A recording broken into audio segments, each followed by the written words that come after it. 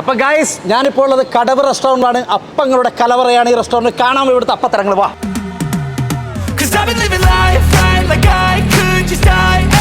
ഇവിടെ ഒരുപാട് അപ്പത്തരങ്ങളാണുള്ളത്. ഇതിനെക്കുറിച്ച് വിശദമായി പറഞ്ഞുതരാൻ ഇവിടെ ഒരു കിടിലൻ ആളുണ്ട്. ചിക്കൻ കട്ട്ലറ്റ് ഉണ്ട്, പിന്നെ പെട്ടിപ്പത്തല്, കല്ലുമുക്കായി നിറച്ചത്, ചിക്കൻ ചുരുള്, കുഞ്ഞിപ്പത്തിരി ബീഫാണ്. അത് അരിന്റെ പത്തിരിയും ബീഫ്. അത് ക്രിസ്പി ബനാന ഫ്രൈ എന്ന് പറയും. KFC ഒക്കെ പൊരിക്കുന്ന മോഡൽ. പഴുത്ത നേന്ത്രപ്പഴവും പൊറാട്ടയും ബീഫും കൂടി തില്ലുന്നു.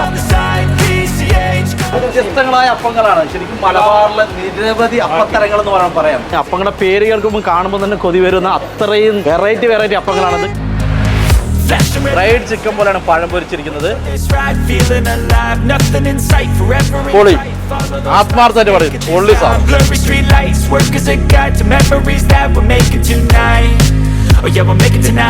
ജനറേറ്റർ ഇല്ലാത്തതിനാൽ കറണ്ട് പോയാൽ ടിക്കറ്റ് മടക്കി നൽകുന്നതല്ല.